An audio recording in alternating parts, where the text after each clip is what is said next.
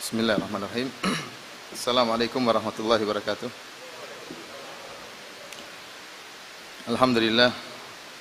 Alhamdulillahi ala ihsani wa syukru lahu ala taufiqihi wa amtinani wa ashhadu an la ilaha illallah wahdahu la syarika lahu ta'ziman li sya'ni wa ashhadu anna Muhammadan abduhu wa rasuluhu da'ila ridwani. Allahumma salli alaihi wa ala alihi wa ashabihi wa ikhwani. Para hadirin dan hadirat yang dirahmati oleh Allah Subhanahu wa taala. Sebelumnya saya mohon maaf, materi yang akan kita sampaikan pada malam hari ini adalah tentang tafsir surat Maryam. Tafsir surat Maryam ya, karena saya tidak sempat untuk menyiapkan materi yang untuk saya sampaikan pada malam hari ini karena ada sedikit kesibukan sehingga tidak bisa konsentrasi. Oleh karenanya saya mohon maaf kepada panitia dan juga kepada para hadirin dan hadirat. InsyaAllah pada malam hari ini kita akan menyampaikan tafsir dari sebagian ayat-ayat yang terdapat dalam surat Maryam. Dan tentunya mengkaji Al-Quran akan mendatangkan berkah yang sangat banyak ya. Terutama tatkala kita mengkajinya di masjid. Sebagaimana dalam hadis Nabi SAW, majtama'a qaumun fi baitin min buyutillah yatluna kitaballah wa yatadarasuna bainahum illa nazalat alaihimus sakinah wa hafat bihimul malaikah wa ghasyiatumur rahmah wa dzakarahumullahu fi man indah. Kata Nabi sallallahu alaihi wasallam, tidaklah suatu kaum berkumpul di suatu masjid kemudian mempelajari ayat-ayat Allah Subhanahu wa taala, membaca dan mempelajari ayat-ayat Allah, yatadarasun, mempelajari isi ayat-ayat Allah Subhanahu wa taala, kecuali akan turun ketenangan kepada mereka dan akan diliputi dengan rahmat dan malaikat akan mengitari mereka dan Allah akan membangga-banggakan mereka di hadapan para malaikat. Ini merupakan karunia yang luar biasa. Dan surat Maryam di awal-awalnya berisi tentang kisah-kisah para nabi ya. Dan juga kisah Maryam, ibunya Nabi Isa alaihissalam, yang tentunya setiap ayat-ayat yang Allah turunkan akan membawakan faedah-faedah bagi siapa yang merenungkannya. Dan di antara metode Allah Subhanahu wa taala dalam Al-Qur'an adalah metode kisah, menyampaikan kisah-kisah. Oleh karenanya Allah Subhanahu wa taala banyak menyebutkan kisah dalam Al-Qur'an. Dan tentunya kisah-kisah tersebut tidak ya maka haditsan yuftara, kata Allah Subhanahu wa taala, kisah-kisah tersebut bukanlah kisah-kisah dongeng, bukan kisah-kisah fiktif, tetapi kisah-kisah yang nyata yang Allah sebutkan agar kita bisa mengambil faedah. Kata Allah Subhanahu wa taala, laqad kana fi qasasihim ibratun liulil albab. Sungguh pada kisah-kisah mereka yang Allah sebutkan dalam Al-Qur'an, ibratun liulil albab, pelajaran bagi orang-orang yang cerdas. Allah mengkaitkan pengambilan faedah dari kisah-kisah dalam Al-Qur'an dikaitkan dengan kecerdasan. Dalam ayat yang lain kata Allah Subhanahu wa taala, faqasusil qasasa la'allahum yatafakkarun. Sampaikanlah wahai Muhammad kepada mereka tentang kisah-kisah la'allahum yatafakkarun, semoga mereka bisa berpikir. Dari sini kedengaran tidak ini? Kedengaran. Dari sini barang siapa yang semakin cerdas, semakin menggunakan otaknya untuk merenungkan ayat-ayat Allah Subhanahu wa taala, kisah-kisah yang Allah sebutkan, maka dia akan semakin banyak mengambil faedah. Karena Allah mengkaitkan tentang kisah dengan berpikir. Allah mengatakan ibratun liulil albab, pelajaran bagi orang-orang yang cerdas. Faqasusil qasasa la'allahum yatafakkarun. Bacalah kisah-kisah agar mereka mau berpikir. Berarti orang yang cerdas dia akan bisa mengambil faedah dari kisah-kisah tersebut. Oleh karenanya pada kesempatan yang berbahagia ini kita akan membacakan surat Maryam beserta dengan faedah-faedah yang mungkin bisa kita ambil. Yang saya ambil kebanyakannya yang sempat waktu saya tadi ya, dari Batam tadi saya baca sedikit dari tafsir As-Sa'di ya, rahimahullah, Syekh Nasir As-Sa'di, gurunya Syekh Muhammad bin Shalih Al-Utsaimin rahimahullah. Allah Subhanahu wa taala berfirman, barang siapa yang bawa Al-Qur'an silakan buka ya. Surat ke-19. Allah Subhanahu wa taala berfirman, Kaf ha ya ain sad. Kaf ha ya ain sad. Yang ini sebagaimana kita tahu adalah huruf muqatta'ah, huruf-huruf yang terputus-putus yang tidak perlu ditafsirkan. Kaf ha ya ain sad, artinya bahwasanya inilah Al-Qur'an. Allah Subhanahu wa taala membuka surat-surat dengan huruf-huruf yang dipotong-potong seperti alif lam mim ra, kaf ha ya ain sad, kemudian qaf nun dan yang lainnya, untuk menunjukkan bahwasanya Al-Qur'an diturunkan dengan bahasa Arab. Dan ini merupakan mukjizat yang luar biasa yang Allah turunkan kepada Nabi sallallahu alaihi wasallam, bahkan dia adalah mukjizat yang terbesar. Kenapa? Karena Nabi sallallahu alaihi wasallam adalah nabi yang ummi, tidak bisa baca dan tidak bisa nulis. Akan tapi telah turun kepadanya Al-Qur'an yang sangat tinggi balaghahnya, sangat tinggi bahasanya, yang menggunakan bahasa Arab, yang tatkala diturunkannya Al-Qur'an, orang-orang Arab membangga-banggakan kefasihan bahasa mereka, namun mereka tidak mampu mendatangkan yang seperti Al-Qur'an. Oleh karenanya Allah Subhanahu wa taala mengatakan, "Wa ma tatlu min qablihi min kitabin wa la takhutuhu bi yaminik idzal lartabal mubtilun." Ya, engkau wahai Muhammad tidak pernah membaca buku-buku sebelum Al-Qur'an dan kau tidak bisa menulis. Kenapa? Kalau kau pernah membaca, bisa baca dan bisa baca Taurat, bisa baca Injil, dan kau bisa menulis, lartabal mubtilun, maka orang-orang kafir akan ragu. Jangan-jangan ini karanganmu wahai Muhammad. Oleh karenanya Allah turunkan Al-Qur'an kepada nabi yang tidak bisa baca dan tidak bisa nulis. Ternyata ada Al-Qur'an, menunjukkan Al-Qur'an dari Allah Subhanahu wa taala. Karena nabi tidak mampu untuk mengarang Al-Qur'an. Beliau tidak bisa baca dan tidak bisa nulis dan tidak punya bagaimana bisa membaca buku-buku Injil dan Taurat dari kitab-kitab sebelumnya. Oleh karenanya ini menunjukkan kaf ha ya ain sad, ini penekanan bahwasanya Al-Qur'an itu mukjizat, diturunkan dengan bahasa Arab yang dalam bahasa Arab tersusun dari huruf-huruf hijaiyah, di antaranya kaf ya ha ain sad. Paham? Jadi kalau apa tafsir dari alif lam mim? Tafsirannya bahwasanya Al-Qur'an turun dengan bahasa Arab, yang bahasa Arab dari huruf-huruf hijaiyah di antaranya alif lam mim.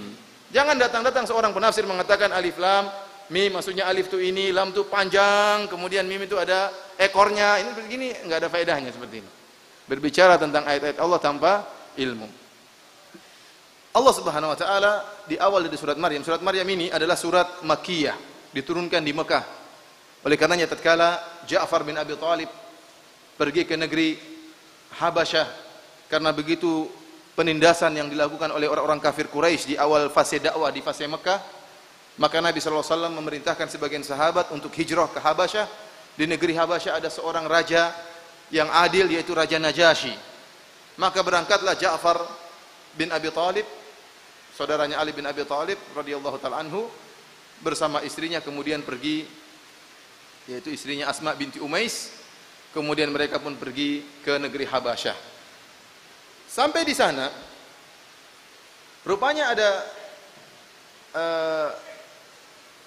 Amr bin Al-As yang tatkala itu masih musyrik, yang dia dikenal sebagai orang yang sangat pintar berbicara, diutus oleh orang-orang kafir Quraisy untuk bisa memprovokasi Najasyi agar mengusir para sahabat Nabi sallallahu alaihi wasallam. Maka di antara provokasi yang disampaikan oleh Amr bin Al-As radhiyallahu taala anhu tatkala itu, dia mengatakan, lihatlah Najasyi, kaum muslimin menghina Tuhan kalian. Siapa? Isa. Dia bilang Isa tuh gini. Jadi dia provokasinya pintar. Tatkala itu ya, bahwasanya kaum muslimin yang kau lindungi sekarang, mereka mencela Tuhanmu. Akhirnya dipanggillah siapa? Ja'far bin Abi Thalib untuk menyampaikan akidahnya tentang Nabi Isa. Maka Ja'far bin Abi Thalib pun membaca surat Maryam. Kaf ha ya ain sad, dzikru rahmati rabbika abadahu Zakaria idz nada rabbahu nidaan khafiyya, dan seterusnya sampai membaca kisah tentang Maryam, kisah kelahiran Nabi Isa, dan seterusnya sampai akhirnya Najasyi pun menangis mendengarkan surat Maryam tersebut tatkala bercerita tentang kisah Nabi Isa, bagaimana kelahiran Nabi Isa yang menyedihkan. Oleh karenanya surat Maryam adalah surat Makkiyah, diturunkan tatkala Nabi sallallahu alaihi wasallam di Mekah. Apa yang dimaksud dengan Makkiyah, apa yang dimaksud dengan Madaniyah? Surat Makkiyah yang dikatakan ayat Makkiyah adalah ayat yang turun sebelum Nabi berhijrah. Jadi kalau Nabi sudah berhijrah ke Madinah, maka semua ayat yang turun setelah hijrah disebut ayat Madaniyah. Ayat apa? Madaniyah. Meskipun tatkala itu Nabi sedang pergi ke Mekah misalnya, kemudian turun ayat di Mekah, tapi setelah hijrah tetap dikatakan Madaniyah. Jadi Makkah dan Madaniyah adalah bukan berkaitan dengan tempat, tetapi berkaitan dengan fase waktu. Disebut ayat-ayat Makkiyah jika turun sebelum hijrah Nabi. Dan dikatakan ayat-ayat Madaniyah jika turun setelah apa? Hijrah Nabi. Jangan sampai salah paham. Allah Subhanahu wa taala menceritakan di awal surat Maryam tentang kisah Zakaria. Kata Allah Subhanahu wa taala, "Dzikru rahmati rabbika 'abdahu Zakaria." Ingatlah tentang bagaimana rahmat Tuhanmu wahai Muhammad kepada hambanya yaitu Zakaria. Bagaimana Allah Subhanahu wa taala memberikan rahmatnya kepada Nabi Zakaria alaihissalam. Rahmat apakah tersebut? Jadi ayat ini menjelaskan tentang keutamaan Nabi Zakaria. Yaitu Nabi Zakaria adalah seorang nabi yang miskin. Yang disebut dalam Sahih Bukhari kana najjaran, adalah seorang tukang kayu. Nabi Zakaria seorang apa? Tukang kayu. Dan dia makan dari hasil kerjaannya tersebut. Tetapi Allah mentakdirkan Zakaria dan istrinya, Zakaria alaihissalam adalah dua pasangan suami istri. Istrinya dalam keadaan mandul, tidak bisa punya anak. Dan Nabi Zakaria menjalani kehidupannya dengan sabar, meskipun dia tahu tidak bakalan punya apa? Punya anak. Sampai akhirnya Nabi Zakaria sudah tua. Tatkala dia sudah tua, tiba-tiba dia kepikiran ingin punya anak. Sebelumnya dia tidak pernah berdoa untuk minta punya anak. Kenapa? Karena dia tahu istrinya mandul. Bagaimana mau bisa punya anak? Setelah tahun-tahun berjalan, tatkala beliau sudah tua alaihi salam, baru terpikir beliau ingin punya anak. Kenapa beliau terpikir ingin punya anak? Disebutkan oleh ahli tafsir seperti Al-Hafidz Ibnu Katsir, gara-gara keajaiban yang beliau lihat yang terjadi pada Maryam. Maryam ya dirawat oleh Zakaria, ibunya Nabi Isa. Dalam Al-Qur'an dalam surat Ali Imran, Allah Subhanahu wa taala berfirman, "Kullama dakhala 'alaiha Zakaria al-mihrab wajada 'indaha rizqa. Qala ya Maryamu anna laki hadha? Qalat huwa min 'indillah. Innallaha yarzuqu man yasha'u bighairi hisab." Jadi Maryam berdoa, beribadah di mihrab, ya, suatu tempat di dekat masjid. Maka setiap kali Nabi Zakaria datang ke Maryam, masuk ke mihrabnya, dia melihat ada makanan yang anehnya, makanan tersebut anehnya menakjubkan gimana? Di musim panas Allah datangkan bagi Maryam buah-buah di musim dingin. Tatkala di musim dingin di mihrab Maryam itu tersedia buah-buah musim panas. Maka Zakaria bertanya, "Anna laki hadza? Dari mana kau dapat ini semua?" Maryam mengatakan, "Qalat huwa min indillah." Dari Allah Subhanahu wa taala. Dari situ terbetiklah pikiran Nabi Zakaria alaihissalam. Ternyata Maryam diberikan dengan keajaiban di musim dingin didatangkan apa? Buah musim panas. Dan di musim panas didatangkan buah musim dingin. Kalau begitu istri saya mandul mungkin punya anak, iya atau tidak? Inilah disebut oleh Ibnu Katsir, maka terpancinglah siapa? Nabi Zakaria untuk berdoa kepada Allah Subhanahu wa taala. Maka Allah sebutkan hunalika da'a Zakaria rabbahu Rabbi habli min ladunka dzurriyyatan thayyibah innaka sami'ud du'a. Maka tatkala itu Nabi Zakaria pun berdoa kepada Allah Subhanahu wa taala, "Ya Rabbku, ya, habli min ladunka dzurriyyatan thayyibah." Anugerahkanlah kepadaku anak yang saleh. Innaka sami'ud du'a. Sungguhnya engkau adalah zat yang maha mendengar doa hambanya. Ikhwani fillah azanillahu iyyakum. Kita lanjutkan. Maka Zakaria pun berdoa. Dalam surat Maryam disebutkan bagaimana permintaan Nabi Zakaria. Bagaimana cara dia berdoa kepada Allah Subhanahu wa taala. Kalau bisa kita tiru ini bagus. Apa kata Allah Subhanahu wa taala? Ini Allah mengatakan dzikru rahmati rabbika 'abdahu Zakaria. Allah ingin menyebutkan tentang bagaimana rahmat Allah kepada Nabi Zakaria. Apa rahmat tersebut? Idznada rabbahu nidaan khafiyya. Tatkala Zakaria berdoa kepada Allah Subhanahu wa taala nidaan khafiyya, dengan seruan yang lembut. Ini dalil bahwasanya orang tatkala berdoa tidak perlu keras-keras. Karena apa? Allah Maha mendengar. Oleh karena dalam Sahih Bukhari dan Sahih Muslim tatkala para sahabat berjalan bersama Nabi kemudian mereka bertakbir atau bertasbih dengan suara yang keras, maka Rasulullah SAW menegur mereka. Kata Rasulullah SAW, "Irba'u ala anfusikum fa innakum la tad'una asam wala ghaiban." Ya, lembutkanlah diri kalian. Sungguhnya kalian tidak menyeru, tidak berdoa kepada zat yang tuli ataupun tidak hadir. Huwa ma'akum, Allah bersama kalian. Innal ladzi tad'unahu aqrabu ila ahadikum min unki rahilatihi. Sungguhnya ya, innakum tad'una sami'an basira. Sungguhnya kalian sedang berdoa kepada Allah yang Maha mendengar dan Maha melihat. Ya. Oleh karenanya para sahabat setelah itu kemudian berzikir dengan zikir yang pelan. Oleh karenanya sebagian ulama Syafi'iyah, kalau tidak salah Zakaria Al-Ansari menyebutkan hukum asal dalam berzikir dan berdoa adalah dengan pelan. Hukum asal dalam berzikir dan berdoa adalah dengan pelan. Sampai ada dalil yang menunjukkan perlu dikeraskan. Contohnya seperti takbir. Takbir tatkala Idul Fitri atau Idul Adha. Ini ada dalil untuk mengkeraskan karena untuk syiar. Contohnya azan. Azan harus dikeraskan.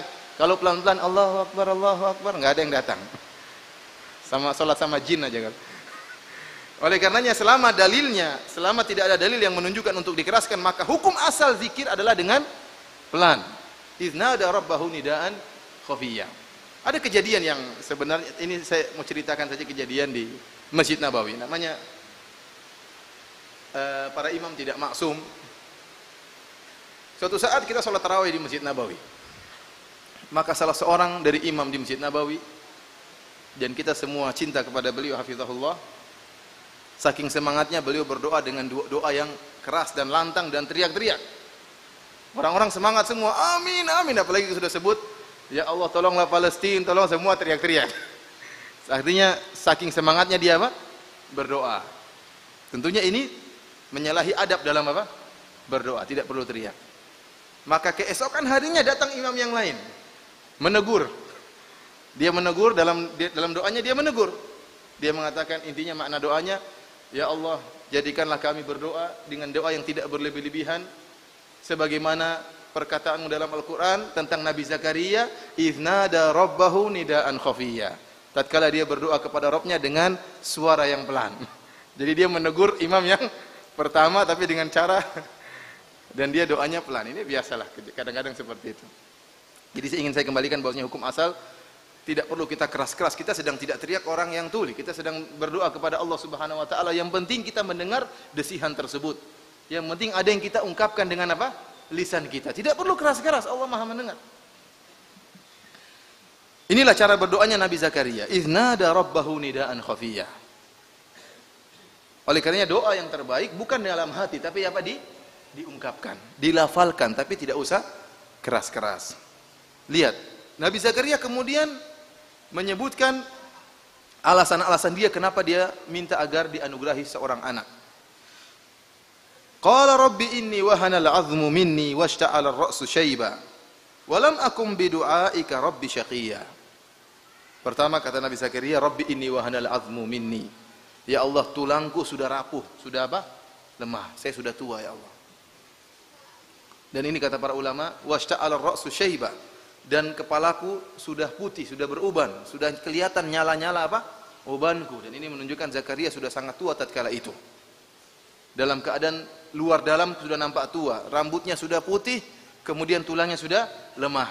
Dan kata para ulama, Zakaria sedang bertawassul dengan kelemahannya. Dan seorang tatkala berdoa kepada Allah, tunjukkan kebutuhannya kepada Allah. Allah Maha tahu antum butuh. Tetapi tidak ada, dan untuk Allah tunjukkan, ya Allah saya tidak mampu, ya Allah hanya Engkau. Dan itu yang Allah sukai. Allah sukai seorang menunjukkan apa? Ketidakmampuannya di hadapan Allah. Allah menyukai hambanya yang mengakui kekurangannya di hadapan Allah Subhanahu wa taala. Allah sudah tahu Nabi Zakaria sudah tua. Tidak perlu diberitahu, tapi inilah adab dalam berdoa, mengakui kekurangan dan kehinaan di hadapan Allah Subhanahu wa taala. Walam akum bidu'aika rabbi syaqiyya. Ini tawassul yang kedua. Bertawassul dengan sifat husnudzon kepada Allah Subhanahu wa taala. Artinya Nabi Zakaria mengatakan, aku tidak pernah dikecewakan oleh Engkau ya Allah dalam pengabulan doa. Nabi Zakaria mengatakan, sebagaimana Engkau ya Allah biasa mengabulkan doaku, maka kabulkanlah doaku yang kali ini. Jadi bertawassul dengan apa? Sifat husnudzon kepada Allah Subhanahu wa taala. Kemudian Nabi Zakaria menyebutkan lagi sebabnya kenapa dia ingin dianugerahi seorang anak. Wa inni khiftul mawaliya min wara'i wa kanat imraati aqira. Dan sungguhnya aku mengkhawatirkan mawali, yaitu orang-orang di belakangku, wara'i, yang mengatur Bani Israel. Nabi Zakaria adalah hidup di keluarga yang agamis. Sementara sebagian Bani Israel yang merupakan pengikut Zakaria, sebagian mereka kurang nampak agamanya. Sehingga Nabi Zakaria khawatir kalau beliau meninggal, maka siapa yang akan membimbing Bani Israel? Tidak ada yang membimbing Bani Israel dengan baik. Maka dia menyampaikan kekhawatiran dia kepada Allah Subhanahu wa taala. Beliau alaihi salatu wasallam mengatakan, "Wa inni khiftul mawaliya min wara'i wa kanat imraati aqira, fahabli min ladunka waliya." Dan istriku dalam keadaan saya takut tidak ada yang bimbing Bani Israel, dan istri saya dalam keadaan tidak bisa punya anak, mandul. Oleh karenanya anugerahkanlah kepadaku seorang anak. Yarithuni wa yarithu min ali Yaqub wa ja'alhu rabbi radiyya. Yang anak tersebut akan mewarisiku dan juga mewarisi keluarga Yakub, dan jadikanlah dia anak yang diridhai. Perhatikan di sini, Nabi Zakaria ingin punya anak, dan anak tersebut untuk menerima warisan dari Zakaria. Warisan apakah yang diterima oleh anaknya nanti? Apakah warisan harta? Jawabannya tidak. Karena dalam hadis Rasulullah SAW mengatakan, nahnu ma'syarul anbiya lam nuwarrith. Kami para nabi tidak pernah mewariskan. Rasulullah SAW dalam hadis yang sahih mengatakan, al-anbiya lam yuwarrithu dinaran wala dirhaman, innama warrathul ilm. Para nabi tidak mewariskan dinar dan dirham, tetapi para nabi hanya mewariskan apa? Ilmu. Oleh karenanya, warisan di sini yang dimaksud oleh Zakaria bukanlah warisan harta. Toh dia seorang miskin, seorang tukang kayu. Ngapain dia mengatakan, ya Allah, anugerahkanlah kepada saya anak karena harta saya biar diwarisi, wong hartanya saja tidak ada. Kenapa? Karena ayat ini dijadikan dalil oleh orang-orang Syiah untuk menyatakan bahwasanya Abu Bakar telah berbuat zalim kepada Fatimah. Fatimah radhiyallahu taala anha tatkala Nabi meninggal dunia, beliau datang kepada Abu Bakar untuk minta harta warisan. Maka Abu Bakar membantah Fatimah karena Fatimah mungkin tidak tahu. Abu Bakar mengatakan Nabi tidak mewariskan. Karena Rasulullah SAW mengatakan kami para nabi tidak mewariskan. Akhirnya Abu Bakar pun tidak memberikan harta warisan tersebut kepada Fatimah, yaitu Fadak, suatu tanah yang ada, kapling yang ada di Khaybar. Orang-orang Syiah mengatakan para nabi bisa mewariskan. Contohnya Nabi Zakaria. Ini tidak benar, dibantah oleh Al-Hafidz Ibnu Katsir rahimahullah dalam tafsirnya, bahwasanya warisan di sini yang dimaksud bukan warisan harta. Kenapa? Karena Nabi Zakaria, nabi yang miskin, tidak ada yang dan sangat memalukan kalau seorang nabi mengatakan, ya Allah anugerahkan saya anak untuk ambil harta saya. Ini memalukan. Buat apa? Berdoa hanya karena supaya anaknya bisa mewarisi hartanya. Ini tidak mungkin keluar dari Nabi Zakaria. Tetapi maksudnya Nabi Zakaria berdoa agar punya anak, agar anaknya bisa meneruskan kenabiannya, bisa mengatur Bani Israel. Ini maksudnya. Jadi warisan ilmu, yaitu warisan kenabian. Akhirnya Allah pun mengabulkan permintaan Nabi Zakaria. Kapan Allah mengabulkan permintaan Nabi Zakaria? Tatkala Nabi Zakaria berdoa dalam salatnya. Dalam surat Maryam kata Allah, "Hunalika da'a Zakaria rabbahu, Rabbi habli min ladunka dzurriyyatan thayyibah, innaka sami'ud du'a." Fanadathul malaikatu wa huwa qa'imu yusalli fil mihrab. Nabi Zakaria tatkala salat dia berdoa, maka malaikat menjawab permintaan Nabi Zakaria wa huwa yusalli fil mihrab, dan dia tatkala sedang salat dalam mihrabnya. Ini perhatian pentingnya seorang berdoa dalam salat. Yang menyedihkan, saya lihat mudah-mudahan ya, teman-teman yang sudah ngaji sering berdoa dalam salat. Kenapa? Karena setelah salat tidak pernah berdoa. Dan memang tidak berdoa. Padahal waktu doa banyak, seperti hujan keras sekarang kita boleh berdoa, disunahkan. Antara adzan dan iqamat doa tidak ditolak. Tetapi antara adzan dan iqamat juga tidak berdoa, setelah sholat fardu juga tidak berdoa, tatkala sujud juga tidak berdoa, terus kapan berdoanya? Sholat malam juga tidak, terus kapan mau berdoanya? Padahal doa adalah apa? Huwal ibadah. Doa adalah ibadah yang sangat agung. Dan di antara doa yang tempat yang paling dikabulkan doa adalah tatkala sedang salat. Tatkala sedang sujud. Nabi Zakaria dikabulkan doanya wa huwa yusolli fil mihrab. Tatkala dia sedang dalam apa? Salatnya. Allah kabulkan doanya dengan mengirim malaikat untuk memberi jawaban kepada Nabi Zakaria. Malaikat berkata, "Ya Zakaria, inna nubashiruka bigulamin ismuhu Yahya lam naj'al lahu min qablu samiyya." Wahai Zakaria, kami beri kabar gembira kepada engkau tentang seorang putra yang bernama Yahya, yang kami tidak pernah membuat atau tidak pernah menciptakan seorang yang seperti dia.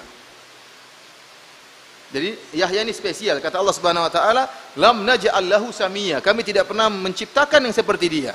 Ada dua tafsiran di kalangan para ulama.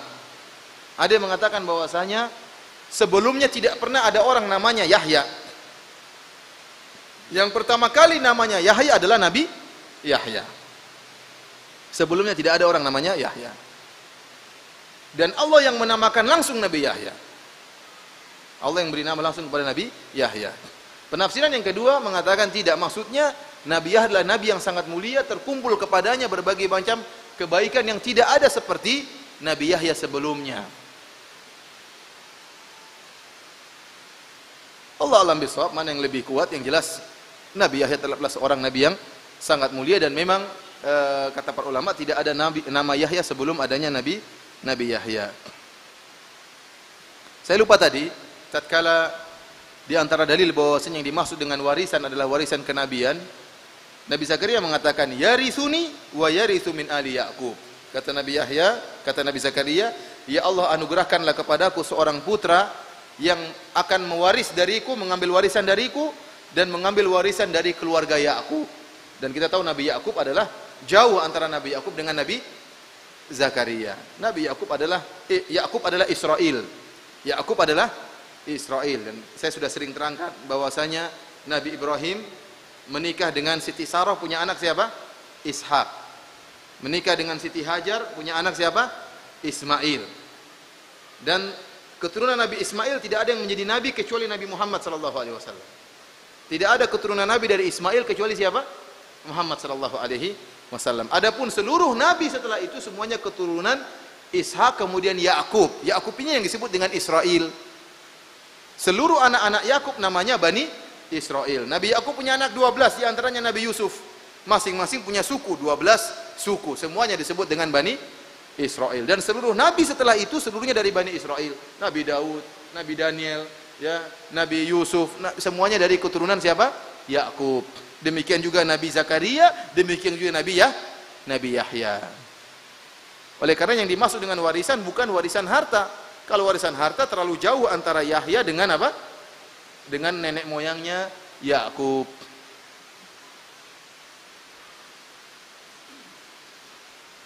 Tatkala malaikat mengabarkan, "Wahai Yahya, wahai Zakaria, Allah akan memberikan anugerah kepadamu seorang anak." Begitu dikabulkan, Nabi Zakaria kaget. Kata Nabi Zakaria, "Qala rabbi anna yakunu li gulam." Kok bisa saya punya anak? Loh, tadi kan minta.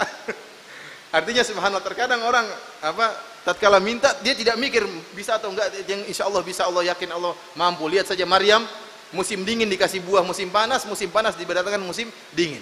Namun begitu Allah mengabarkan akan diberikan anak, bingung dia. Terus gimana caranya? Dia mengatakan, "Qala rabbi anna yakunu li gulamun wa kanat imraati aqira wa qad balagtu minal kibari itiya." Ya Allah, bagaimana saya bisa punya anak ya Allah? Istri saya mandul, saya sudah sangat tua. Sampai Nabi Zakaria menggunakan lafal yang menunjukkan dia sangat tua. Pertama, rambutnya sudah apa? Putih semua. Tubuhnya sudah lemah, dan mengatakan wa qad balagtu minal kibari itiya. Dan itiya dalam bahasa Arab artinya kayu yang kering. Artinya saya ini sudah sangat apa? Kering, sudah sangat tua, kok bisa punya anak? Loh, tadi yang minta siapa? Demikianlah ya, karena dikasih kabar gembira kaget siapa? Nabi Zakaria alaihi salam. Maka Allah Subhanahu wa taala mengatakan, malaikat mengatakan, "Qala kadzalika qala rabbuka huwa alayya hayyan wa qad khalaqtuka min qablu wa lam taku syai'a." Sungguhnya Rabbmu telah berkata, ini perkara yang ringan. Bukankah Allah telah menciptakan manusia sebelumnya tidak menciptakan engkau, dan sebelumnya kau bukanlah sesuatu apapun. Mampu bagi Allah, mudah bagi Allah. Kemudian Zakaria ingin supaya lebih tenang hatinya, dia minta bukti kepada Allah Subhanahu wa taala. Bukan tidak yakin, bukan. Tetapi ingin lebih tenang jiwanya. Sebagaimana kata Ibrahim alaihissalam, Rabbi arini kaifa tuhyil mauta. Qala awalam tu'min. Qala bala walakin liyatma'inna qalbi. Tatkala Nabi Ibrahim berkata kepada ya Allah, tunjukkan bagaimana kau menghidupkan orang-orang mati. Allah bertanya, apakah kau tidak yakin wahai Ibrahim? Bala, saya yakin ya Allah. Akan tapi supaya hati saya lebih tenang, lebih yakin lagi. Nabi Zakaria jelas yakin kepada Allah Subhanahu wa taala, tapi ingin apa? Ya Allah, tunjukkan. Qala rabbi ja'al li ayah. Ya Allah, berikanlah kepadaku tanda bahwasanya saya bisa punya anak. Maka Allah Subhanahu wa taala mengatakan, qala ayatuka alla tukalliman nasa thalatha layalin sawiya. Tandanya selama 3 hari 3 malam kau tidak bisa berbicara dengan orang lain padahal kau dalam keadaan sehat. Akan tapi meskipun, dan ini terjadi, Nabi Zakaria setelah itu tidak bisa ngomong sama orang lain. Illa ramza, kalau ngomong hanya kasih isyarat. Tetapi kalau bertasbih dan berzikir bisa. Subhanallah, alhamdulillah bisa. Tapi kalau mau ngomong sama orang nggak bisa. Ya Allah, tunjukkan, kamu lihat ini. Bisa, Allah bisa bikin kamu seperti ini. Mudah bagi Allah. Kamu sehat, tidak bisu, buktinya bisa bertasbih, bisa bertahlil, bisa berzikir kepada Allah. Namun kalau mau ngomong sama manusia nggak bisa. Fa kharaja ala qaumihi minal mihrab fa auha ilaihim an sabbihu bukratan wa ashiya. Maka Nabi Zakaria pun keluar dari mihrabnya menuju kaumnya, lalu ia memberi syarat kepada mereka, hendaknya kalian bertasbih di waktu pagi dan waktu petang. Beliau hanya keluar dalam keadaan beri syarat, ayo bertasbih, suruh zikir. Karena beliau tidak bisa apa? Ngomong selama 3 hari 3 malam. Akhirnya lahirlah Nabi Yahya. Nabi Yahya alaihissalam lahir dari seorang lelaki yang sudah sangat tua, itu Nabi Zakaria, dari seorang wanita yang mandul. Dan ini menakjubkan. Ini menakjubkan bagaimana lelaki yang sudah sangat tua, istrinya pun sudah sangat tua, apalagi mandul, ternyata bisa melahirkan seorang anak. Namun kata Allah, huwa alayya hayyin, semuanya mudah bagi Allah Subhanahu wa taala. Lahirlah Nabi Zakaria. Sejak kecil Nabi Zakaria sudah semangat untuk belajar. Kata Allah Subhanahu wa taala, ya Yahya khudhil kitaba biquwwah. Wahai Yahya, ambillah kitab Taurat dengan sungguh-sungguh.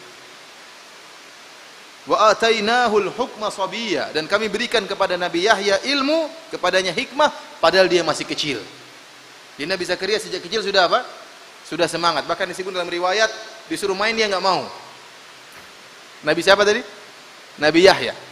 Jadi sejak kecil Allah sudah berikan kenabian kepada Nabi Yahya. Sejak kecil dia sudah belajar, semangat untuk belajar Taurat. Karena dia akan menggantikan ayahnya siapa? Nabi Zakaria untuk mengatur Bani Israel. Allah mengatakan wa hanana min ladunna wa zakata wa kana taqiyya. Dan Allah sangat sayang kepada Nabi Zakaria, dan Allah menjadikan Nabi Zakaria adalah orang yang suci dari dosa dan orang yang bertakwa. Wa barran biwalidayhi wa lam yakun jabbaran 'asiyya. Dan Nabi Yahya adalah seorang yang berbakti kepada kedua orang tuanya, dan dia tidak sombong dan juga tidak bermaksiat. Kita tahu bahwasanya kebaikan Nabi Yahya banyak sekali. Amal soleh yang dia kerjakan sangat banyak. Tetapi Allah mengkhususkan penyebutan berbakti kepada orang tua. Kenapa? Karena ini amal soleh yang luar biasa. Oleh karenanya Allah menyebutkan kekhususan khusus tentang berbakti kepada orang tua, padahal amalan soleh yang dikerjakan oleh Nabi Yahya sangatlah banyak. Tetapi Allah mengabadikan berbakti kepada orang tua dalam Al-Quran khusus tentang sifat Nabi Yahya untuk menunjukkan bahwasanya berbakti kepada orang tua adalah amalan yang sangat penting dan sangat besar di sisi Allah Subhanahu wa taala. Kemudian Nabi Yahya, Allah berfirman, wa salamun alaihi yauma wulida wa yauma yamutu wa yauma yub'atsu hayya. Dan keselamatan bagi Yahya tatkala dia dilahirkan, tidak diganggu oleh setan, selamat dari gangguan. Wa yauma yamutu, demikian juga meninggal dalam keadaan tentram, dalam keadaan selamat. Wa yauma yub'atsu hayya, dan dibangkitkan pun dengan penuh keselamatan. Selesai kisah Nabi Zakaria dengan Nabi Yahya. Kita lanjutkan kisah berikutnya yang Allah sebutkan dalam surat Maryam tentang kisah Maryam, bagaimana melahirkan Nabi Isa alaihissalam. Dan Allah berpindah dari satu keajaiban ke keajaiban yang lebih aneh. Kalau Zakaria dan istrinya melahirkan dalam keadaan sudah tua dan mandul bisa melahirkan, yang lebih aneh lagi, Maryam tidak punya suami bisa punya anak. Lebih aneh lagi. Allah mengatakan, "Wadhkur fil kitabi Maryama idzin tabadzat min ahliha makanan syarqiyya." Dan sebutkanlah kisah Maryam dalam Al-Qur'an. Tatkala dia menjauh dari keluarganya dalam rangka beribadah. Makanan syarqiyya, suatu tempat yang ke arah timur. Fattakhadhat min dunihim hijaban, dan dia memasang hijab supaya tidak diganggu oleh orang lain. Untuk konsentrasi apa? Beribadah kepada Allah Subhanahu wa taala. Namun Allah menguji Maryam. Allah menguji Maryam dan Allah ingin memberikan kebaikan kepada Maryam, ujian yang sangat berat. Kata Allah, "Fa arsalna ilaiha ruhana fatamathala laha basharan sawiyya."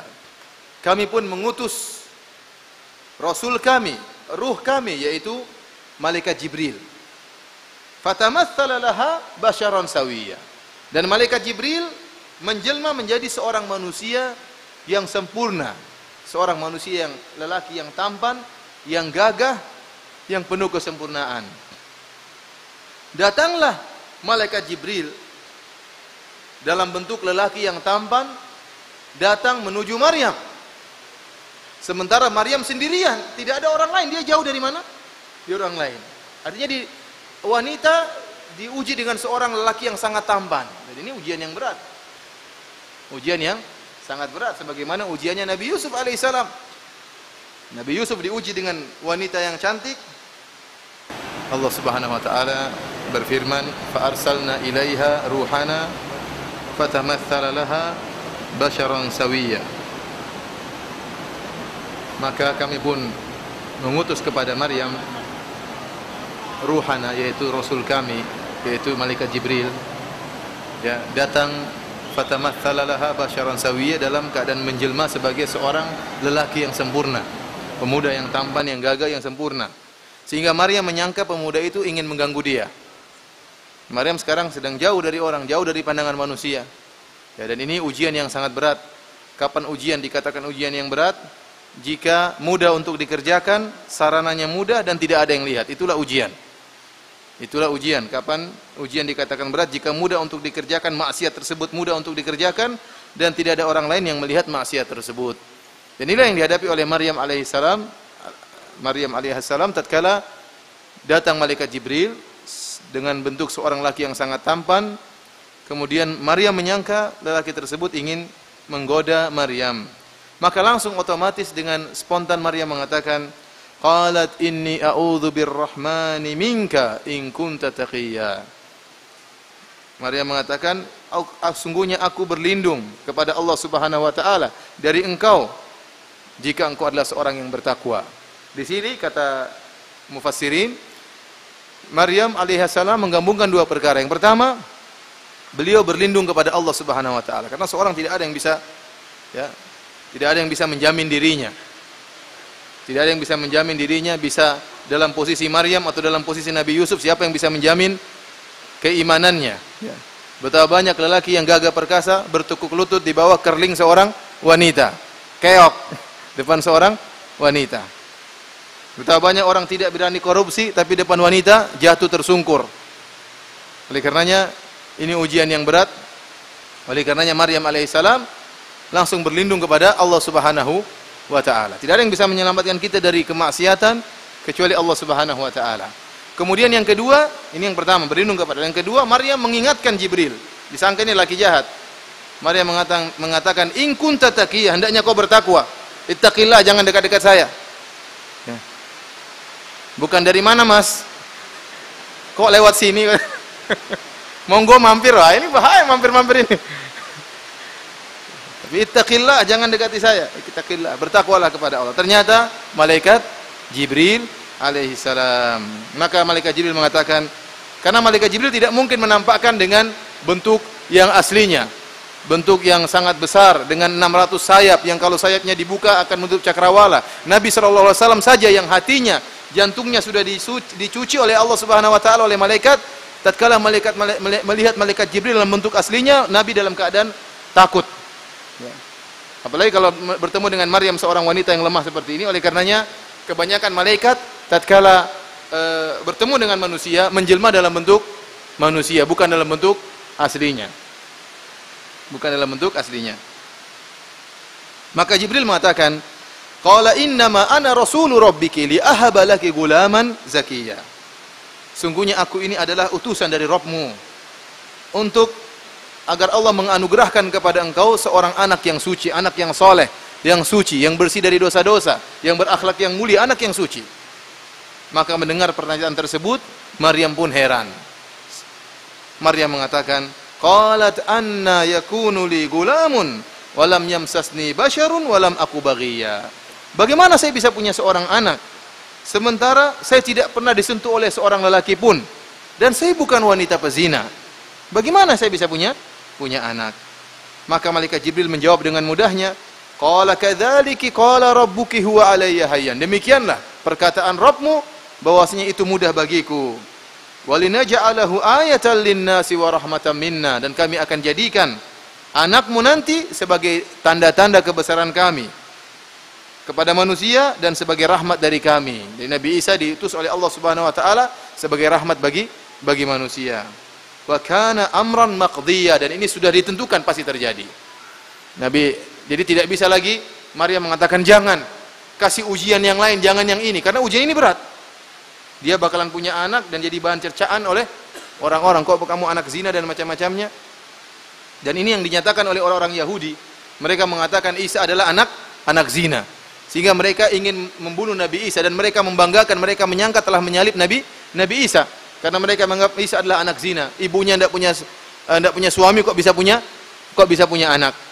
Akhirnya dituduh sebagai anak zina. Oleh karena Allah Subhanahu wa taala memuji Maryam. Allah mengatakan, "Wa Maryam banata Imran allati ahsanat farjaha wa nafakhna fihi min ruhina wa saddaqat bi kalimati rabbiha wa kutubihi wa kanat minal qanitin." Kata Allah Subhanahu wa taala, dan Maryam, ya, yang dia telah menjaga kemaluannya. Allah muji sifat Maryam tersebut. Kenapa? Tatkala diuji dengan lelaki yang tampan, dia bisa menjaga apa? Dirinya. Kemudian dia tidak benar sebagaimana perkataan orang-orang Yahudi yang mengatakan Isa adalah anak zina, karena Maryam tidak pernah berzina. Dan Allah mengatakan, malaikat Jibril mengatakan, wa kana amran maqdiya, dan ini pasti terjadi. Jadi tidak bisa lagi ditawar-tawar oleh Maryam. Kata Allah, fahamalathu fantabadat bihi makanan qasiyya, maka dia pun mengandung. Ini berat. Tidak seperti orang sebagian wanita sekarang yang tidak punya malu. Sekarang zina enggak malu-malu, pacaran enggak punya malu, bahkan perut bunting tidak nikah, jalan dia enggak malu. Zaman dulu ini perkara yang sangat malu. Zaman dahulu melihat wanita pezina wajahnya saja memalukan, apalagi sampai terjerumus dalam zina. Oleh karenanya tatkala Jurej dipanggil oleh ibunya dan dia sedang salat, wahai Jurej, kata Jurej, ummi au salati, saya membatalkan salat saya, memenuhi panggilan ibu saya, atau saya terus salat. Sementara dia berpikir, ibunya manggil lagi. Sementara dia berpikir, saya batalkan salat saya, memenuhi panggilan ibu, atau saya lanjutkan salat saya, ibunya marah. Ibunya mengatakan, Allahumma la tumithu hatta turiyahu wujuhal mumisat. Ya Allah, jangan kau buat Jurej meninggal dunia kecuali sampai dia melihat wajah wanita pezina. Dan itu dikabulkan oleh Allah Subhanahu wa taala. Akhirnya ada wanita pezina yang mengaku dizinai oleh siapa? Jurej, dan Jurej melihat wajah wanita pezina tersebut, dan ini perkara yang memalukan, ya, di zaman tersebut. Ikhwani fil azani Allah wa iyyakum. Berbeda dengan zaman sekarang, wanita pezina di mana-mana kita pun nonton. Ngelihat, cantiknya, ya, nggak tahu dia model apa, modelnya wanita nggak beres, ya. Padahal dahulu memandang wajah wanita pezina itu perkara yang menghinakan, apalagi menjadi seorang wanita pezina. Oleh karenanya tatkala Maryam mengandung, maka dia pun pergi ke tempat yang jauh. Dia tidak tahan mendengar apa? Perkataan orang-orang yang mencibirnya, yang mencelanya. Sampai akhirnya tibalah waktu melahirkan. Kata Allah Subhanahu wa taala, fa ajaaha al-makhadu ila jid'in nakhlati Qalat ya laitani mittu qabla hadza wa kuntu nasyam mansiya. Maka tatkala dia merasakan rasa sakit ingin melahirkan, maka dia pun terbawa ke arah berjalan hingga akhirnya dia pun bersandarkan kepada sebuah pohon korma. Maka tatkala itu saking rasa sakit yang dia rasakan, dia mengatakan, ya laitani mittu qabla hadza. Ya Allah, seandainya saya meninggal sebelum ini. Wa kuntu nasyam mansiya, dan aku adalah seorang yang tidak dianggap dan terlupakan. Sekarang ini Maryam berangan-angan untuk meninggal sebelum ini. Artinya apa kata para ulama? Padahal Rasulullah SAW pernah bersabda, la yatamannayanna ahadukumul mauta lidurrin nazala bihi. Kata Nabi SAW, tidak boleh salah seorang dari kalian mengharapkan kematian gara-gara penderitaan yang dia rasakan atau rasa sakit yang dia rasakan. Kata para ulama, kalau berkaitan dengan agama boleh. Tatkala dia khawatir imannya akan tergoncangkan, dia khawatir dia tidak mampu untuk menghadapi ujian tersebut, dia boleh minta untuk mati. Ini dilakukan oleh para sahabat, dilakukan para ulama, di antaranya Maryam. Maryam dia tahu kalau dia sampai melahirkan bawa anak ke kampungnya, apa kata orang? Kamu pezina, kamu ini. Dia khawatir dia tidak mampu menahan ujian tersebut. Sehingga pun dia berkata, saking beratnya ujian yang akan dia hadapi, ya, bukan ujian pemukulan tapi ujian perasaan. Perasaan kalau sudah sakit itu lebih sakit daripada pemukulan. Sampai Maryam mengatakan, ya laitani mittu qabla hadza wa kuntu nasyam mansiya. Seandainya saya meninggal sebelum kejadian ini dan aku adalah orang yang terlupakan. Oleh karenanya Ali bin Abi Thalib tatkala menghadapi rakyatnya yang sudah yang membangkang kepada dia kemudian berbuat kekacauan, maka Ali bin Abi Thalib pernah berdoa, Allahumma khuzni ilaika fa inni qad sa'imtuhum wa sa'amuni. Ya Allah, matikanlah aku sudah bosan dengan mereka dan mereka juga sudah bosan sama saya. Kita khawatir sudah parah. Contohnya Imam Bukhari. Al-Imam Al-Bukhari tatkala difitnah dengan fitnah khalqul Quran, ditahdzir oleh penduduk kota Naisabur karena ada seorang yang hasad sama dia, dituduh mengatakan Al-Quran makhluk, padahal Imam Bukhari tidak pernah mengatakan Al-Quran makhluk, padahal Imam Bukhari menulis buku membantah masalah itu dalam bukunya Khalqu Af'alil Ibad. Akan tapi Imam Al-Bukhari karena saking payahnya, bayangkan satu negeri mentahdzir dia, maka Imam Bukhari pun berdoa agar segera dimatikan oleh Allah Subhanahu wa taala dan Allah mengabulkan permintaannya. Akan tapi kalau seorang terkena musibah misalnya penyakit, masalah dunia, ya bukan masalah agamanya, maka tidak boleh dia untuk apa? Untuk berangan-angan meninggal dunia. Tetapi dia boleh mengatakan, Allahumma ahyini in kanatil hayatu khairan li wa tawaffani in kanatil wafatu khairan li. Itu yang bisa dia katakan, maksimal itu yang bisa dia katakan. Ya Allah, hidupkanlah aku jika hidup itu baik bagiku dan meninggalkanlah aku jika meninggal itu baik bagiku. Karena seorang terkadang tidak mampu untuk, bahkan penderitaan dunia pun terkadang tidak mampu untuk apa? Tapi dia tidak boleh berangan-angan mati tanpa alasan. Yang maksimal dia bisa dia lakukan dengan doa seperti tadi. Ikhwani fil azani Allah wa iyyakum. Jadi sekarang Maryam mau melahirkan. Maka malaikat fanadaha min tahtiha alla tahzani qad ja'ala rabbuki tahtaki sariyya. Ya. Malaikat berkata, jangan kau sedih wahai Maryam, Allah telah mengalirkan air sungai di bawahmu. Wa huzzi ilaiki bi jid'in nakhlati tusaqit alaiki rutuban janiyya. Kata malaikat, maka goyangkanlah akar pohon korma tersebut, maka rutop itu korma yang apa? Yang masih muda akan jatuh dan mudah untuk kau makan. Yang sudah masak mudah untuk dimakan. Di sini para ulama berbicara kapan Nabi Isa dilahirkan. Orang-orang Nasrani mengatakan Nabi Isa dilahirkan tanggal 25 Desember, yaitu pada waktu musim apa? Musim dingin atau musim panas? Musim dingin. 25 Desember musim dingin.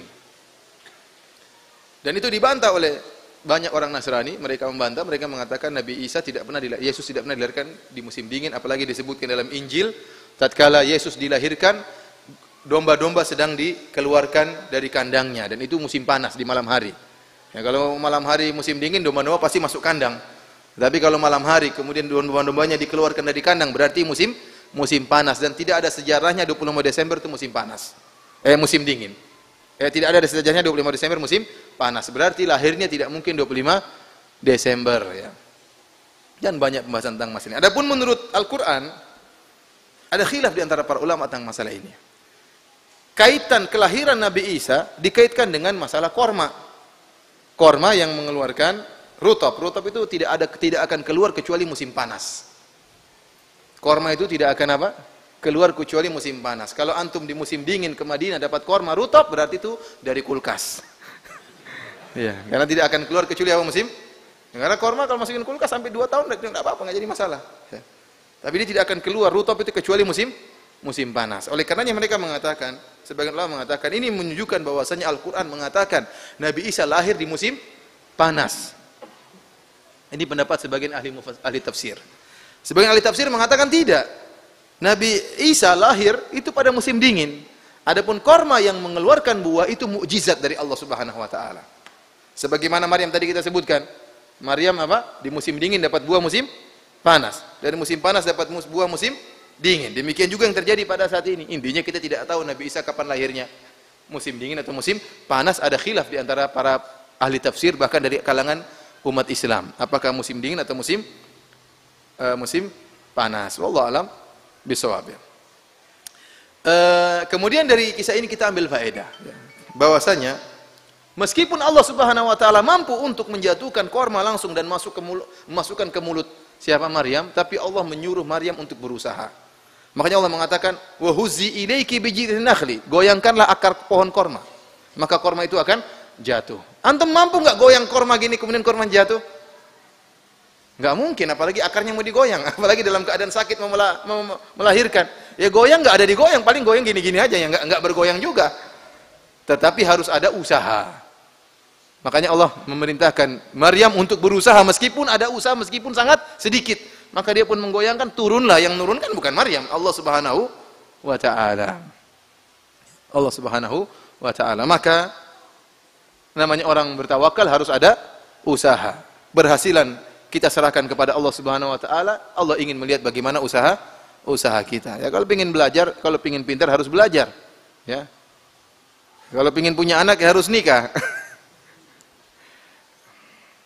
Kemudian Allah Subhanahu wa taala berfirman, "Fakuli washrabi wa qarri aina." Makan dan minumlah. Makanlah dari pohon korma tersebut, minumlah dari sungai yang mengalir tadi. Wa qarri aina, dan senanglah engkau dengan lahirnya siapa Nabi Isa. Fa imma tarayinna minal bashari ahadan faquli inni nadartu lirrahmani sauman falan ukallimal yauma insiya.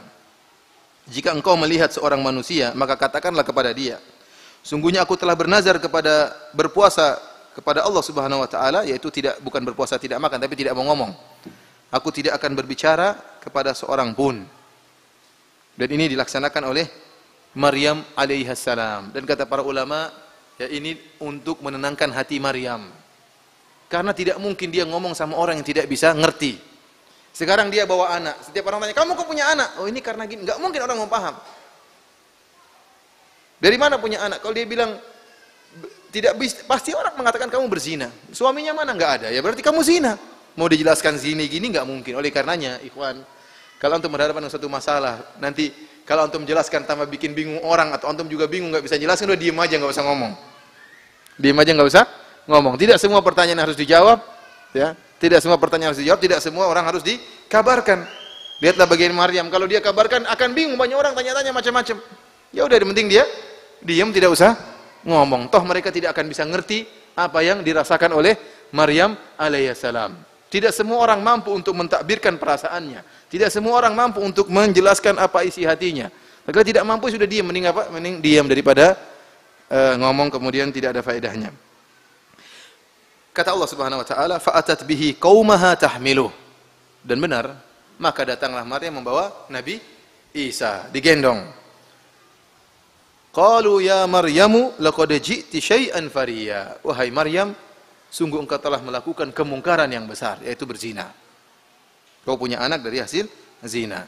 Ya ukhta Harun, ma kana abuki imra'a sau'in wa ma kanat ummuki baghiya. Wahai saudarinya Harun, jadi Maryam punya saudara namanya apa? Harun. Ya, wahai Maryam, ya, ayahmu bukanlah lelaki buruk dan ibumu bukanlah pezina. Kok kamu bisa begini? Ini dalil bahwasanya kondisi orang tua sangat berpengaruh terhadap apa? Anak-anak. Makanya mereka berdalil, kalau bapakmu dulu nakal, kamu pezina ya wajar.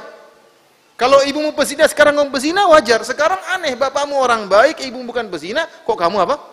Pezina. Oleh karena ikhwan, pengaruh orang tua terhadap anak sangatlah besar ya. Kalau kita nakal atau kita nggak beres, kita khawatir akan nurun kepada anak kita. Kita kasih makan uang haram, kita berbuat kemaksiatan, akhirnya berpengaruh kepada anak-anak kita. Daripada dijawab, akhirnya fa'asyarat ilaih, kata Maryam, ngomong tanya sama siapa? Nabi Isa. Ini ngomong juga nggak bisa, ngomong gantung juga nggak paham. Ya udah ini, suruh tanya siapa? Nabi Isa. Tambah heran lagi mereka, ini gimana ini suruh ngomong sama anak kecil? Qalu kaifa nukallimu man kana fil mahdi sabiyya. Kata mereka, bagaimana kita bisa berbicara dengan anak kecil yang masih digendong? Tiba-tiba Nabi Isa berbicara. Qala inni abdullah ataniyal kitaba wa ja'alani nabiyya. Sungguhnya aku adalah hamba Allah. Allah telah memberikan kepadaku Alkitab, yaitu Injil. Wa ja'alani nabiyya, dan Allah menjadikan aku seorang nabi. Wa ja'alani mubarakan aina ma kuntu, dan Allah menjadikan aku berkah dimanapun aku berada.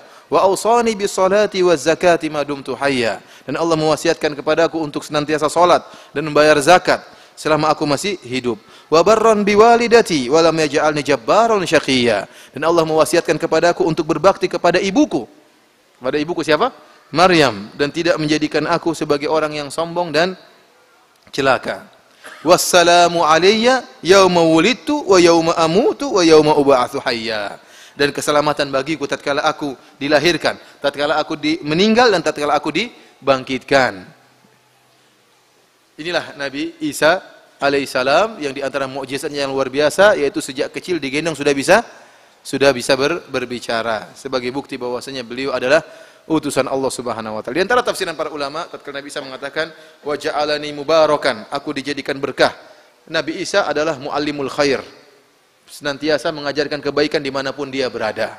Makanya Allah mengatakan wa ja'alani mubarakan aina ma kuntu, Allah menjadikan aku berkah dimanapun aku berada. Maksudnya keberkahan bukan menyebarin berkah, tetapi di mana saja dia selalu mengajarkan apa?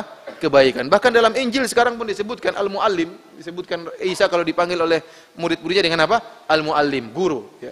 Master, dipanggil oleh murid-muridnya sebagai guru, karena Nabi Isa adalah seorang yang mengajarkan kebaikan, berdakwah dimanapun dia berada. Ikhwani fillah azanillahu wa iyyakum. Ayat yang terakhir yang kita baca, Nabi Isa mengatakan wassalamu alayya, keselamatan kepadaku tatkala aku lahir, tatkala aku meninggal, tatkala aku dibangkitkan. Dijadikan dalil oleh sebagian orang tentang bolehnya mengucapkan selamat hari Natal. Kenapa? Karena Allah mengatakan keselamatan bagi engkau wahai Isa tatkala apa? Tatkala lahir. Ini salah, ini pendalilan yang ngaco, ya, tidak pada tempatnya, karena keselamatan dalam bahasa Arab lain dengan keselamatan bahasa Indonesia. Kalau kita dalam bahasa Arab mengatakan selamat selamat naik pangkat, selamat ini bukan, itu dalam bahasa Arab namanya tahniah, bertahniah, seperti selamat Idul Fitri, ya. Adapun selamat dalam bahasa Arab artinya keselamatan. Oleh karenanya kalau di Madinah kalau ada orang yang masuk rumah sakit langsung dibilang salamat. Artinya apa? Bukan selamat masuk rumah sakit, tetapi semoga dia selamat. Semoga dia selamat. Kita mengatakan assalamualaikum, bukan kita sedang menyambut dia, tapi kita sedang memberi semoga engkau selamat. Jadi selamat maksudnya selamat. Seperti hadis ayat ini juga, wassalamu alayhi, yang keselamatan kepadaku, bukan selamat lahir wahai Isa, bukan. Tetapi Allah memberikan keselamatan kepadaku tatkala aku lahir. Kalau diartikan selamat lahir wahai Isa, nanti bagaimana Allah mengatakan wa yauma amutu, dan keselamatan bagiku tatkala aku meninggal. Berarti kita harus bergembira tatkala Nabi Isa meninggal dunia, sebagaimana bergembira tatkala Nabi Isa lahir. Ini diantaranya pendalilan yang disebutkan oleh Quraisy Shihab, dan seperti Quraisy Shihab yang menyatakan bolehnya mengucapkan selamat datang dengan pendalilan seperti ini, pendalilan yang amburadul, yang mencampurkan antara bahasa Indonesia dengan bahasa Arab, tidak pada tempatnya. Dan ini sudah saya bantah di internet, bisa dibaca ya. Ustadz, sementara ini tempat tinggal ana di Kota Padang karena dipindah tempat kerja oleh perusahaan. Istri dan anak-anak tetap tinggal di rumah kami di Pekanbaru, berjarak 308 km kurang lebih. Ana pulang ke Pekanbaru 2 atau 3 minggu sekali. di kota Padang ini kemungkinan selama setahun. Yang ana tanyakan, apakah status ana safar atau mukim, sedangkan niat ana di Padang hanya bekerja saja? Yang saya tanyakan, dia punya istri enggak di Padang?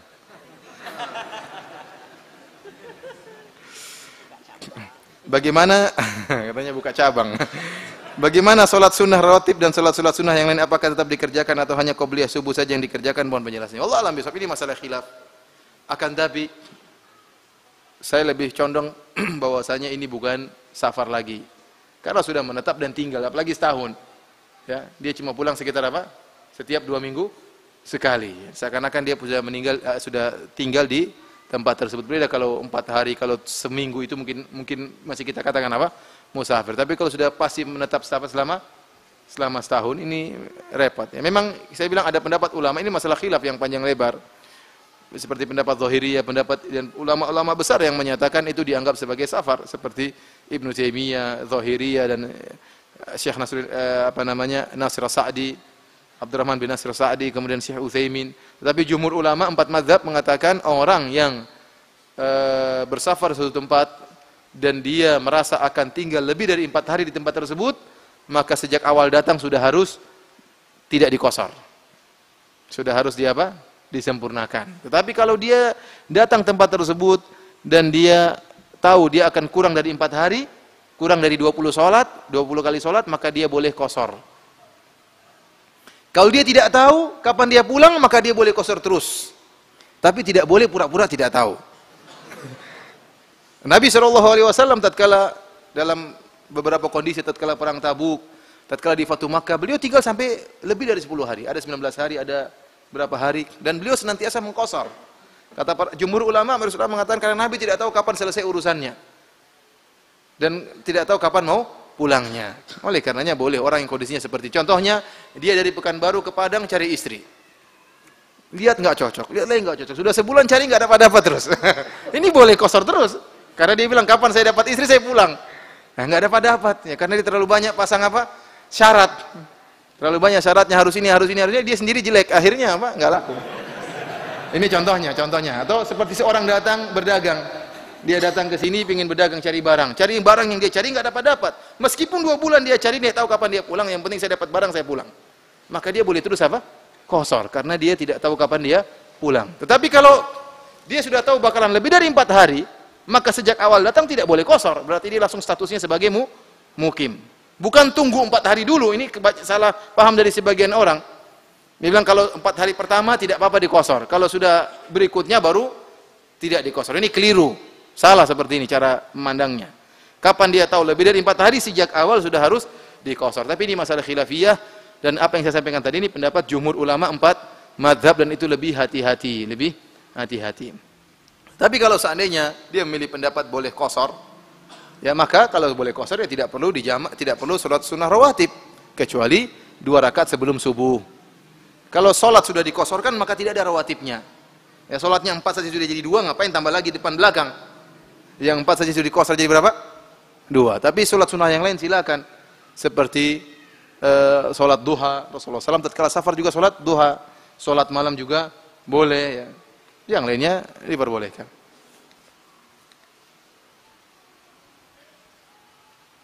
Ustaz, bagaimana kabar Syekh Abdul Razak? Alhamdulillah, beliau baik-baik saja. Tolong diajak beliau tablik akbar di Padang, Ustaz. Siapa yang ngajak nih? Angkat tangannya. Tidak mudah ya, ngajak apa? Persiapannya harus apa? Harus matang dan banyak.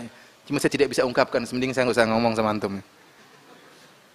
Kalau saya ungkapkan terlalu panjang, lebar, dan antum belum tentu paham. Intinya kita semua rindu masyayikh datang ya, bukan hanya Syekh Abdul Razak, banyak syekh yang lain. Sekarang kita ingin undang Syekh Sa'ad Khothlan, ulama kibar yang sekarang ada. Itu pun tidak semudah yang kita bayangkan. Mereka juga penuh kesibukan, dan kita juga butuh persiapan dan butuh koordinasi dari para asatidzah, dan selanjutnya tidak bisa saya ungkapkan. Ustaz, di tempat tinggal ana hanya ada 1 masjid. Kalaupun ada yang lain itu pun jauh. Masalahnya di masjid yang dekat itu di sebelah depannya ada kuburan. Di mana sebaiknya ana sholat? Kuburannya kalau di depan dan jauh, maksudnya ada jalan dilewati di depan kuburan tersebut, maka tidak mengapa. Tapi kalau nempel dengan imam, repot itu masalahnya. Repot. Tapi kalau sebelah kanan, sebelah kiri itu masih mending atau belakang. Terutama kalau masjid dibangun lebih dahulu, kalau kuburannya kanan kiri belakang maka masih boleh sholat di masjid tersebut. Karena masjid yang lebih dahulu dan masjid punya hak untuk dimakmurkan. Yang salah kuburannya harusnya dipindahkan. Tapi kalau kuburannya lebih dulu baru masjid maka tidak usah sholat di situ. Ini fatwa sebagian ulama. Yang jadi masalah kalau kuburannya depan, karena dalam Sahih Muslim Rasulullah SAW mengatakan, la tusallu ilal kubur, janganlah kalian sholat ke arah kuburan. Kalau depan persis kita sholat ke arah kuburan. Kecuali kalau ada jalan, ya kita suruh orangnya buat pagar aja tinggi, yang memisahkan. Ya sudah, ini berarti luar dari apa? Di luar dari lingkungan masjid. Kalau sudah dibuat pagar maka tidak jadi masalah. Wallahu alam bishawab. Jauhnya seberapa masjid yang lain? Jangan-jangan cuma dekat. Jauh relatif ya. Mengapa sulit untuk ikhlas dalam kerja sebagai PNS? Seperti apa ini? Seperti hakim, dokter, guru. Apa tidak untuk tips-tips untuk ikhlas? Jadi ustadz pun susah ikhlas, bukan cuma PNS. Banyak berdoa kepada Allah Subhanahu wa taala, dan ingat kita punya tanggung jawab untuk mengurus apa? Anak keluarga, itu yang membuat kita ikhlas. Kita bekerja ya karena kita menjalankan kewajiban untuk menafkahi apa? Anak dan istri. Kalau kita pasang niat seperti itu dapat pahala. Dan kemudian menjadi keikhlasannya.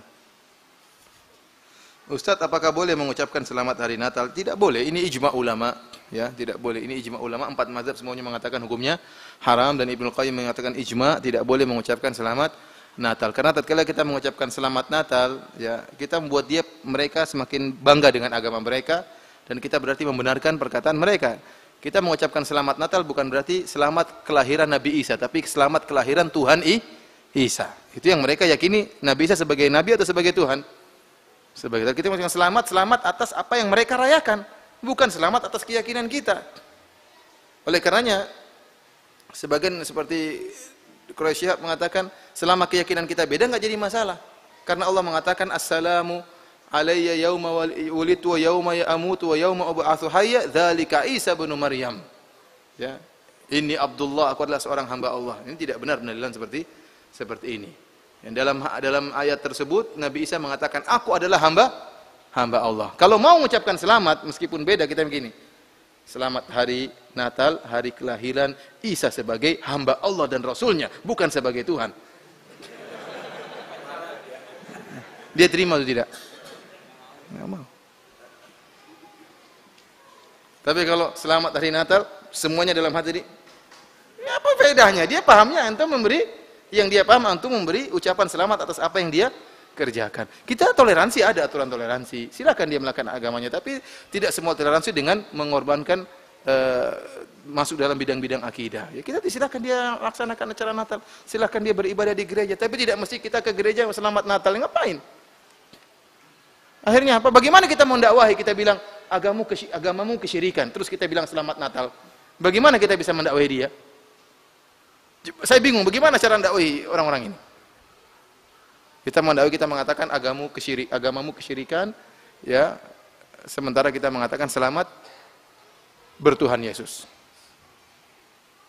Ustaz, saya seorang ibu rumah tangga. Tatkala ana bercampur dengan suami, ana selalu melihat wanita misterius, jin yang melarang ana bercampur dengan suami. Bahkan selalu bikin sakit. Bagaimana solusinya? Diruqyah, ruqyah, rumah tersebut sering dibacain Al-Qur'an. Mungkin dia diganggu, entah suaminya diganggu atau dia yang diganggu, ya. Dengan ruqyah, ya. Sering diisi rumah dengan Al-Qur'an, dan dia juga suaminya coba meruqyah dia. Siapa tahu ada gangguan, karena biasanya yang bisa melihat makhluk tersebut ada gangguan dalam dirinya, ya. Yang mudah-mudahan segera hilangkan kesulitan tersebut.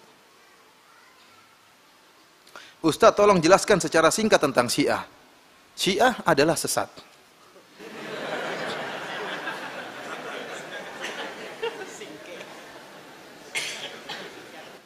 Insyaallah saya tanggal 14 insyaallah akan bahas tentang buku baru yang saya tulis, judulnya 33 Banyolan Akidah Syiah. Ya. Insyaallah mungkin ditemani oleh ketua MUI ya, karena buku saya diberi pengantar oleh ketua MUI Ustadz Khalil Ridwan ya. Ya mungkin tanggal 14 entah di live-kan di Roja, Allah alam, tunggu aja nanti situ ya. Jadi yang singkat ini nanti syarahnya tanggal 14 apa? Januari insyaallah. Mudah-mudahan di live-kan di Roja, kalau enggak siaran ulang ya. Kalau enggak siaran ulang. Ustadz, ana seorang mahasiswa yang rindu untuk dapat sholat di Masjid Nabawi dan Masjid Haram. Setamat kuliah, ana ingin bekerja di syarikah-syarikah yang di perusahaan-perusahaan yang ada di Mekah atau Madinah. Sepengetahuan Ustadz, adakah kesempatan untuk dapat bekerja di sana?